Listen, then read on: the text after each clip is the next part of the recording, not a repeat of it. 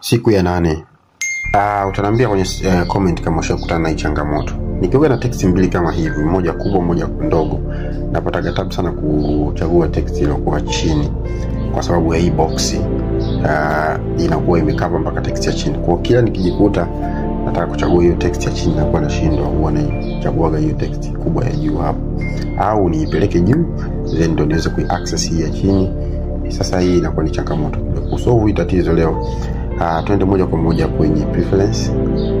Utafungua panel yako ya preference, then baada ya kufungua kwenye type pale utakuta kwenye preference utakuta type, then utakasema mambo imeandikwa type object selection, utaika tick. Ukishaweka tick hilo tatizo lako litakuwa lishakuwa solved.